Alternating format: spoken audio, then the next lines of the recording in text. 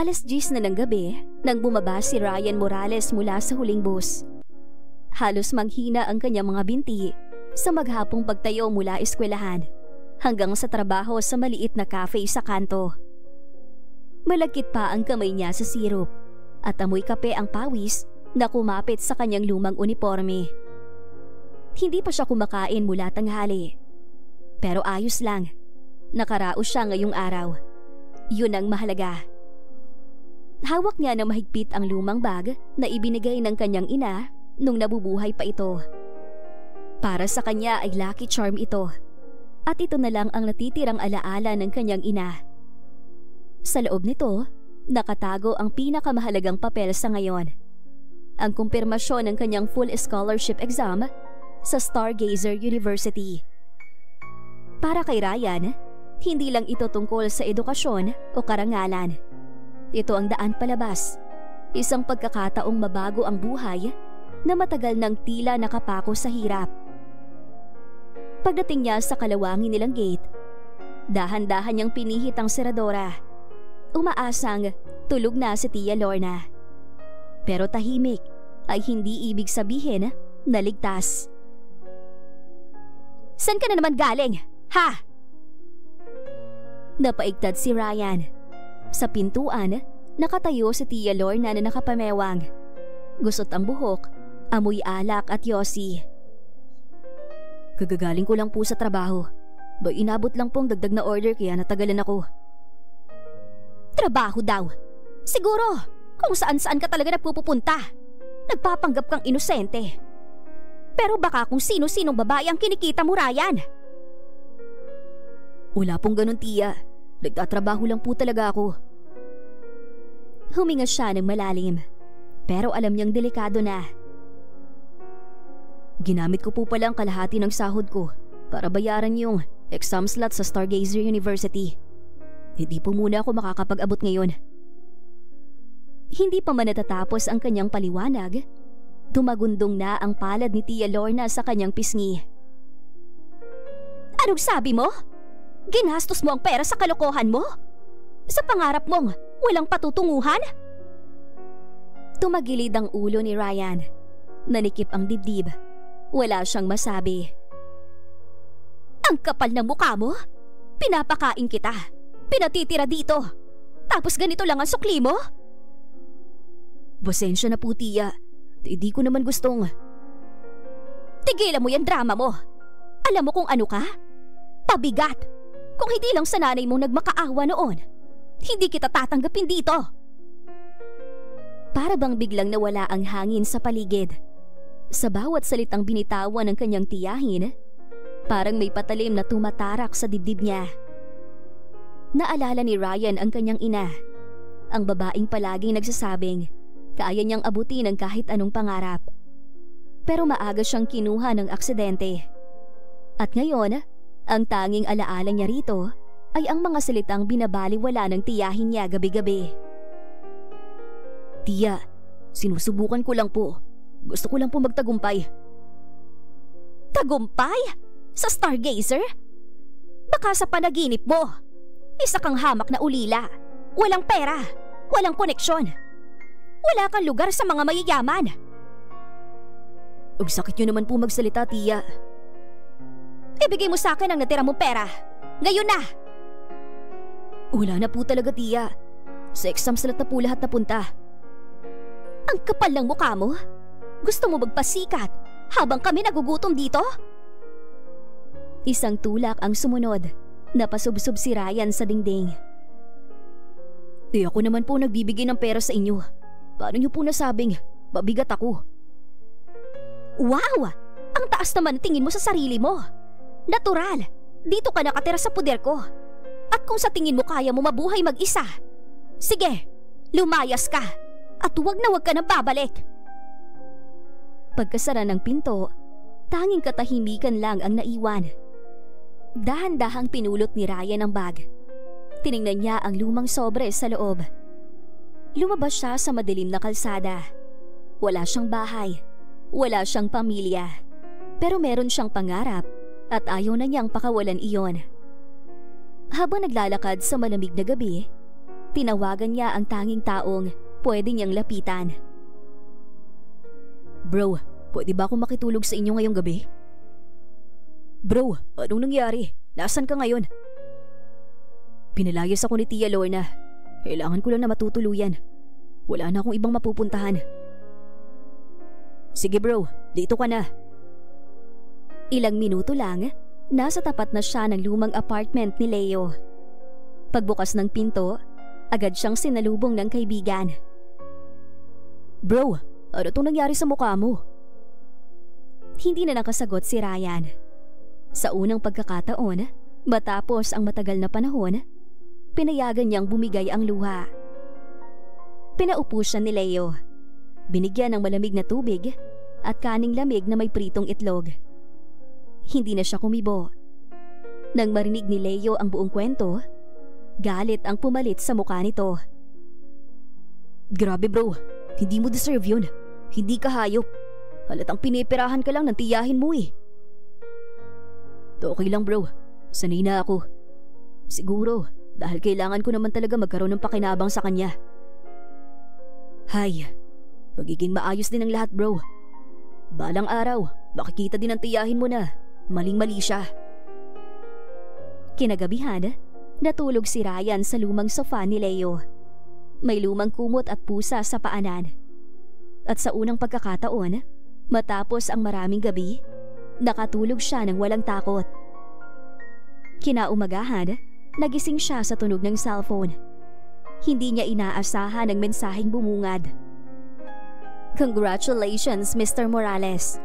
You have been accepted into the full academic scholarship program of Stargazer University. Napahawak siya sa dibdib. Sa wakas, may sagot ang lahat ng pagod niya. Isang hakbang patungo sa pangarap niya. 3 beses binasa ni Ryan ang mensahe sa cellphone. Nanginginig ang mga daliri niya habang hawak ang cellphone. Napako siya sa pagkakaupo, titig sa kawalan, hanggang sa tuluyang bumuhos ang mga luha na hindi na kayang pigilan. Matagal na siyang umiiyak dahil sa sakit, sa gutom, sa pangungutya. Pero ngayong gabi, ibang-iba. Sa unang pagkakataon, umiiyak siya dahil sa tuwa. Bro, anong meron? Ba't ka naman umiiyak? Mabilis na lumapit si Leo. Halatang nag-aalala. Hindi makapagsalita si Ryan, kaya't iniabot na lang niya ang cellphone. Napatigil naman si Leo nang mabasa ang mensahe. Gagi bro, nakapasa ka! Isang sigaw ng tuwa ang sumabog sa maliit na apartment. Niyakap ni Leo si Ryan ng mahigpit. Halos mabigta lang hininga niya sa lakas ng pagkakayakap. Grabe bro, nakapasok ka sa Stargazer University. Ang lupit mo! Akala ko malabo bro, parang imposible. Huwag mong sabihin yan, pinaghirapan mo to bro. Lahat ng puyat mo, lahat ng pagtitipid, lahat ng tiis, yan ang bunga nun. Deserve mo to. Hindi talaga ako makapaniwala. Nananaginip ba ako? Hindi pa naginip yan tol, totoo yan. Ikaw, si Ryan Morales, scholar ng Stargazer University.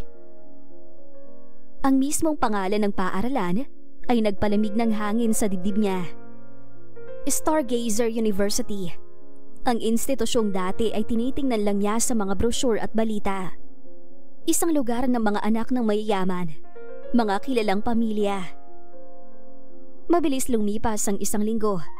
Naging abala si Ryan sa paghahanda, paglalaba, pagplansya ng alaala, gaya ng lumang bag na ibinigay ng nanay niya sa kanya. Ginugol niya ang gabi sa pagbabasa ng orientation guide, pag-aaral ng mapa ng campus at pag-e-ensayo sa harap ng salamin kung paano maglakad ng may kumpiyansa kahit kabado. Dumating ang Lunes, ang araw na pinakahihintay at pinakakinatatakutan niya. Sa harap niya ngayon ay nakatayo ang mataas na arko ng Stargazer University. Ang mga pader ay balot ng gumagapang na baging. Ang gate ay kasing itim ng bakal na may ukit na bituin.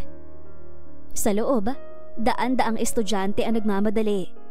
Puro pino, mamahalin ang suot at halatang sanay sa marangyang buhay.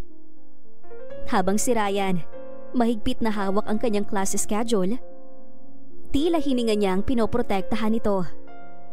Sa bulsa ng lumang jacket ay nakatago ang kanyang ID. Takot siyang may biglang kumuha at sabihing nagkamali lang ang paaralan sa pagpili sa kanya. Pagpasok niya sa unang klase, ramdam niya agad ang mga mata ng ibang estudyante. Pinipilit niyang hindi pansinin. Pero ang bawat sulyap, bawat ngiti, ay parang sibat na dumadapli sa balat. Alam niya na kung bakit. Tignan yung scholarship student, diba? Oo bro, narinig ko. Nakatira lang daw sa apartment. Hindi ko alam kung paano siya nakapasok dito. Baka ginamit ang nakakaawang kwento sa application. Pilit pinakikinggan ni Ryan ang tinig ng propesor. Pero ang mga salitang yon ay mas maingay kesa sa kahit anong leksyon. Nilunok niya ang sakit. Tinago sa likod ng katahimikan. Pagsapit ng tanghalian, lalo pang tumindi ang pakiramdam ng pagkakaiba. Sa cafeteria, mga estudyante ang nag-uusap ng malakas. May dalang iced coffee at may ngiti ng kumpiyansa. Pagdaan niya, pansamantalang natahimik ang ilan. Tapos sabay-sabay na napailing. Dito na naman si scholarship boy oh. Galing mangbutol ng mga scholar no. Wala na silang babayaran. Samantalang tayo, nagbabayad ng ilang libong tuition kada semester. Oo nga eh, pinipirahan lang ang eskwelahan. Hayaan mo na. Sigurado namang walang gustong makipagkaibigan sa kanya. Tingnan mo, lumang-luma ng bag tapos uniforme. Ano ba yan? Tumawa ang grupo habang pinag-uusapan si Ryan habang siya ay tahimik lang.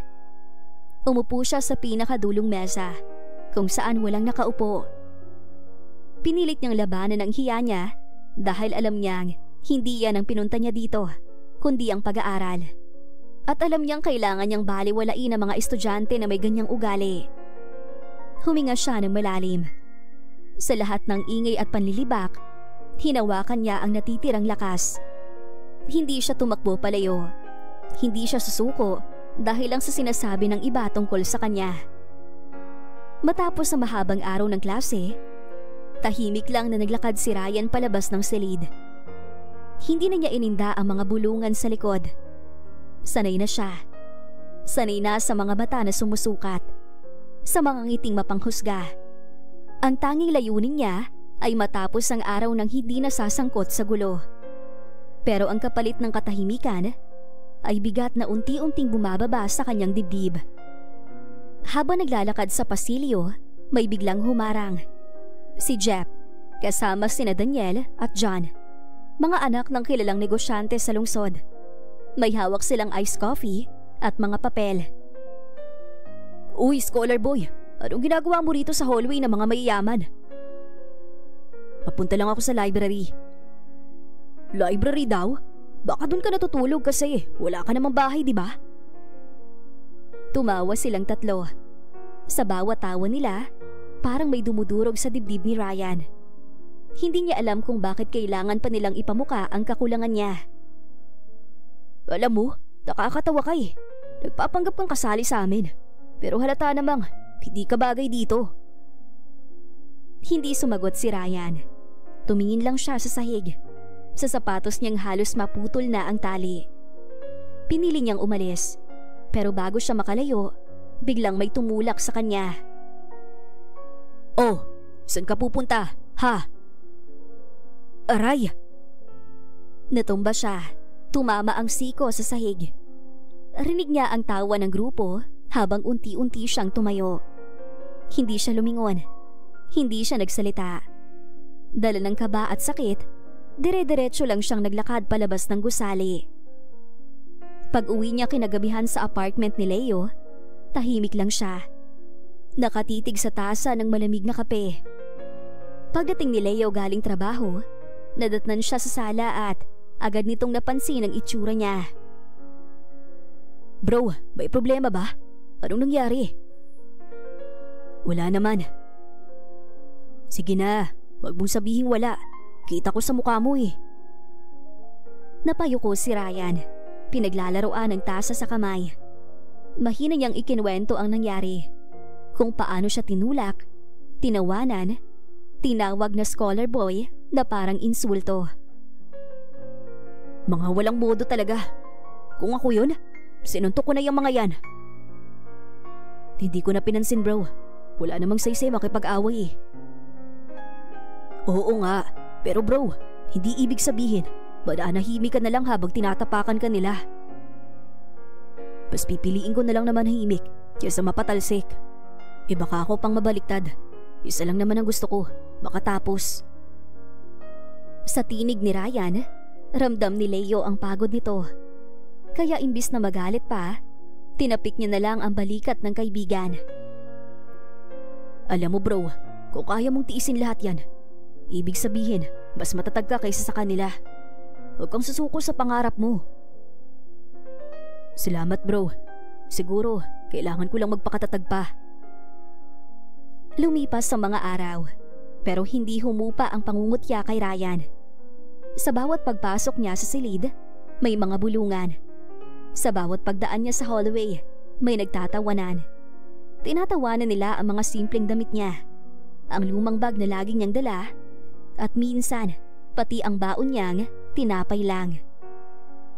Pero tulad ng dati, pinili ni Ryan na manahimik. Ang tanging sandigan niya ay ang pangarap at ang larawan ng kanyang ina na lagi niyang dala sa loob ng bag. Kasama ng isa pang lumang larawan.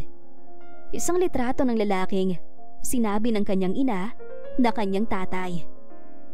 Matangkad ito, may malamlam na ngiti, at suot ang simpleng polo na may tatak na EG. Hindi niya kilala kung sino siya. Tanging pangalan lang ang sinabi ng ina bago ito pumanaw. Edmond.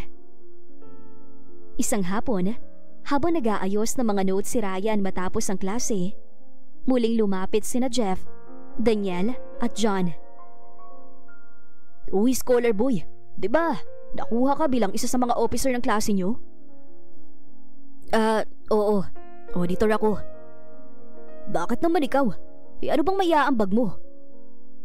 Siguro, ambag niya yung pagiging charity case ng universidad. Nagtawanan sila ulit at hinablot ni Jeff ang notebook ni Ryan. Nahulog iyon sa sahig at nagkalat ang mga papel. Oops, sorry. Ayan, pulutin mo para naman mapagod ka kahit konti. Hindi yung tanggap ka lang ng tanggap ng libre sa eskwelahan na to. Lumuhod si Ryan para pulutin ang mga papel. Nanginginig ang kamay niya, pero hindi niya kayang sumagot.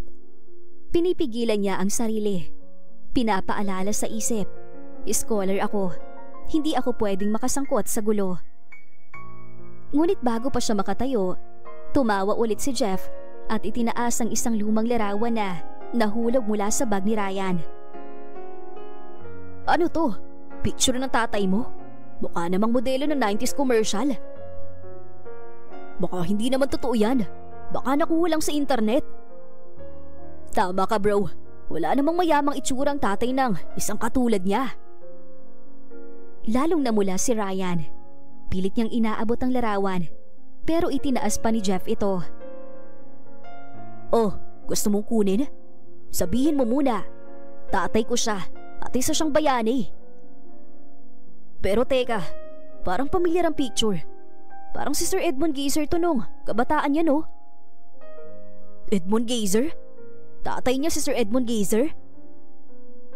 Imposible naman. Saan mo ninako ang picture na to? Siguro, nagangarap siya maging tatay si Sir Edmond at nagpaprint sa computer shop. Gusto niyong untugin ko ang ulo niyan para matauhan? Sasagot na sana si Jeff nang biglang may boses na malalim at mabigat na nagsalita mula sa likuran. Tigilan niyo yan! Sabay-sabay silang napalingon. Isang lalaki ang nakatayo sa pintuan. Matangkad, maayos ang suot na itim na suit, at malamig ang titig. Ang mga estudyante ay agad na nagulat at natahimik. Sir Edmond? Naglalaro lang po kami dito. Dahan-dahang lumapit ang lalaki. Sa bawat hakbang niya, halatang natatakot ang mga bully. Hinawakan niya ang larawan sa kamay ni Jeff at mahinahong kinuha ito. Ito, saan mo nakuha ito? Sa nanay ko po. Kinuha po nila sa akin yan, sir. Nanlaki ang mga mata ng lalaki. Tinitigan niya si Rian mula ulo hanggang paa, hanggang sa mga matang puno ng pagod at takot. Nanay? Sino ang nanay mo, iho? Si Elena Morales po. Elena? Anak ka ni Elena? Kilala niyo po ang nanay ko? Bakit parang kamukha mong nasa picture? Ako ang nasa picture, iho. So ibig sabihin, ikaw ho ang tatay ko? Oo, iho. Ako nga. Ako si Edmond Gazer. Matagal kitang hinanap, anak. Parang bumagal ang oras. Ang pangalan na yon, ang Edmond na naririnig lang niya sa mga dasal ng ina, ngayon ay nasa harap niya. Buhay. Totoo. Tatay? Oo, anak. Lumapit si Edmond at mahigpit na niyakap si Ryan. Tahimik ang buong silid. Wala ni isa sa mga estudyante ang nakapagsalita. Ang dating matapang na si Jeff ay napayuko, habang si Daniel at John ay tila gusto nang maglaho sa hiya. Ilang minuto lang na puno na ng mga usapan ng campus. Ang eksena ay mabilis na kumalat. Ang lalaking pumigil sa mga bully ay walang iba kundi si Mr. Edmond Gazer, ang may-ari mismo ng Stargazer University. Sir, hindi po namin alam.